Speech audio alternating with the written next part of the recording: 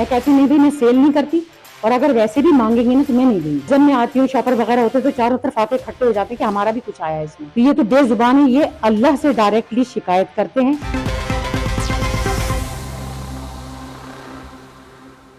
अस्सलाम वालेकुम। GNN plus के साथ मैं हूं नवीद मंगल। शौक कोई भी हो लेकिन शौक का कोई मोल नहीं होता। आज मैं आपको एक कराची की ऐसी खातून से मुलाकात करवाने जा रहा हूं जिन्होंने अपने घर में 50 से ज़्यादा बिल्लियां पाल रखी हैं। आइए जानते हैं इन बिल्लियों की कहानी और इनसे जानेंगे कि इन्होंने बिल्लियां किस तरीके से पाल रखी हैं। बाजी, ये कितने अरसे से आप बिल्लियां पाल रही हैं और शौक कहाँ से हुआ? ये बचपन का ही शौक था मुझे।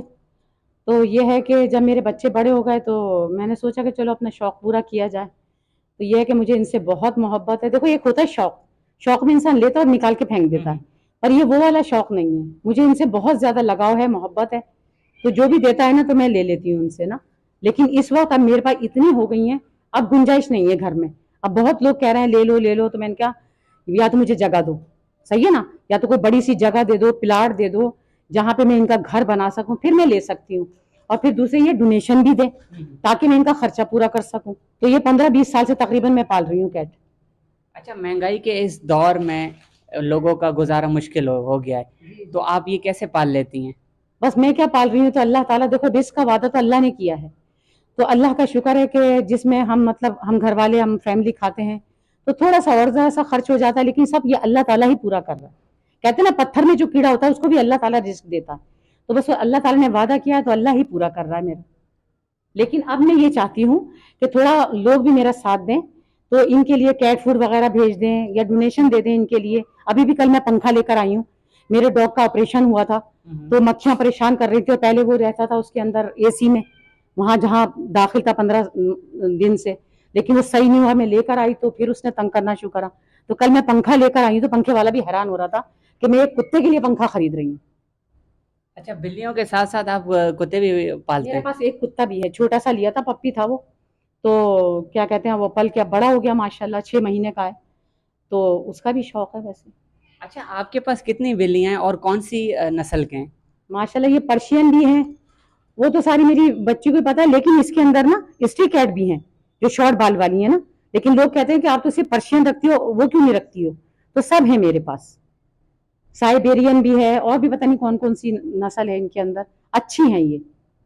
अच्छा, कभी ये नहीं हुआ घर में किसी ने बोला हो कि मम्मा ये निकाल दें, बस बिल्लियां हम तंग आ गए? जी मेरे बेटे कहते हैं कि भाई आप 2-4 रख लो, शौक है ना, आप 2-4 रख लो, बाकी सब निकाल दो। मैंने कहा ये तो आप इस तरह कहते हो जैसे अपनी औलाद होती है ना। अगर 10 बच्चे हैं, कोई कर सकता है कि 5 बच्चे किसी को दे दे और 5 बच्चे रख ले, तो ये तो वही बात है। तो मैं नहीं निकाल सकती।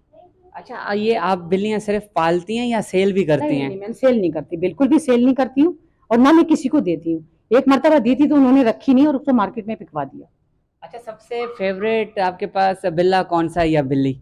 नहीं मैं फेवरेट में सारे फेवरेट है मेरे, तो सब फेवरेट है मेरे। सब एक एक बराबर समझती हूँ मैं, किसी को खास नहीं है, एक को नहीं खास समझती।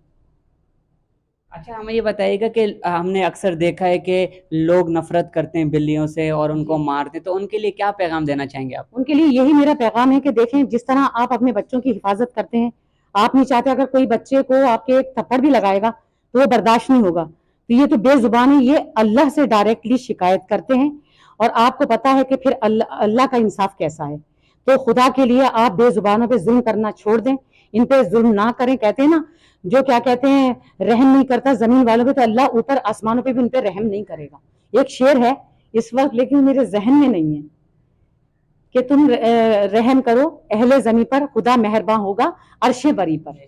जी अच्छा, हमें बताइएगा कि आप अक्सर अगर घर पे नहीं होते तो ये मतलब याद करते हैं आपको बिल्लियाँ? वो ऐसा याद करते हैं, तो क्या कहते हैं, इंतजार नहीं होते कि मैं गई भी होती हूँ कहीं, जैसे इनके कैट फूड लेने या कभी कुछ घर का सौदा लेने, तो ये मेरे इंतजार में होते हैं।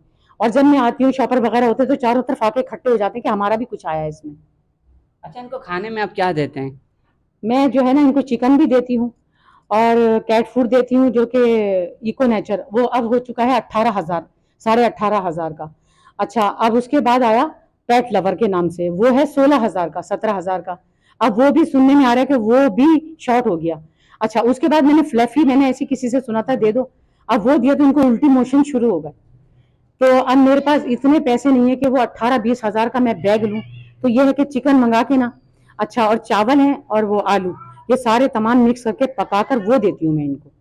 اچھا ان کیس اگر کوئی بلی یا بلا بیمار ہو جاتا ہے تو ٹریٹمنٹ آپ خود کرتی ہیں یا ہاسپٹل لے کے جاتی ہیں؟ دیکھیں پہلے تو اللہ کا شکر ہے، دیکھو 15 سال 20 سال ہو گئے تو ہمیں بھی کافی تجربہ ہو گیا کہ ان کو الٹی موشن ہوتے تو کیا دینا چاہیے. ٹھیک ہے، تو ویسے اگر زیادہ ہماری سمجھ میں نہیں آتا تو ہم سیدھے ڈاکٹر کے پاس بھاگتے ہیں، یا پھر ایک لاہور میں ڈاکٹر ہے جو سب سے پہلے انہیں سے کانٹیکٹ رہا ہے ہمارا، ڈاکٹر عمیر نام ہے ان کا، لاہور میں ہوتے ہیں، وہی ہمیں مشورہ دیتے ہیں کہ آپ نے کیا کیا دینا ہے. اور اگر وہ کہتے ہیں کہ نہیں سمجھ میں آ رہا تو پھر یہاں ڈاکٹر فرخ ہے، ڈاکٹر فرحان ہے، وہ ہوتے ہیں گلشن اقبال 13D میں، تو ہم ان کے پاس لے کر جاتے ہیں. اللہ الحمدللہ ان سے جو ہے ان کو شفا ملتی ہے، اللہ نے دی ہے ان کے ہاتھ میں شفا. جی. اچھا ہمیں بتائیے گا کہ اگر کوئی آپ سے بلی یا بلا خریدنا چاہے تو آپ ان کو دیں گی؟ صاف منع کر دیتی ہوں، میں کہتی نہیں بھائی میں سیل نہیں کرتی، اور اگر ویسے بھی مانگیں گے نا تو میں نہیں دوں گی، بالکل بھی نہیں دوں گی، کیونکہ میں ان سے بہت محبت کرتی ہوں. اچھا ہمیں بتائیے کہ آپ کے ذرائع آمدن کیا ہے، کہ کہیں سے آپ کو انکم وغیرہ آتی ہے؟ جو کیٹ فوڈ آپ لے کے آتی ہیں ظاہر سی بات ہے وہ مہنگا ہے، تو کہیں سے آپ کے یہ انکم وغیرہ ہوتی ہے؟ نہیں بالکل بھی نہیں، کیونکہ میرے ہسبینڈ ریٹائر ہو چکے ہیں، تقریباً سال ہو گیا انہیں، تو جب یہ ریٹائر ہونے والے تھے تو 2 سال پہلے ہی کہہ دیا تھا کہ بھائی اب ان کا بندوبست کر لو. تو یہ ہے کہ جب ریٹائر ہوئے گی تو پھر میں کہاں سے اتنے پیسے آئیں گے، تو کہاں سے خرچہ اٹھاؤ گی، تو ان کو نکال دو. میں کہا یہ تو ناممکن سی بات ہے، میں تو نہیں نکال سکتی. تو میں نے سوچنا شروع کرا کیا ایسا کام کروں کہ جس سے میری کیٹ کا مطلب کہ جو میں اپنے پاس رکھ سکوں، ان کو مجھے کسی کو دینا نہیں ہے. کبھی میں سوچتی کہ کہیں کوکنگ کرنا شروع کر دوں، گھروں میں لوگ کرواتے ہیں، تو پھر وہ سوچا میں نے، لیکن میں نے کہا وہ تو اس میں اتنے پیسے بھی نہیں ہوں گے، 10 سے 15-20 ہزار اس میں کوئی گزارا نہیں ہوگا نا، کم سے کم 50-60 ہزار چاہیے مجھے. تو پھر میں سوچتی رہی، پھر میں نے سوچا چلو میں چینل بناتی ہوں.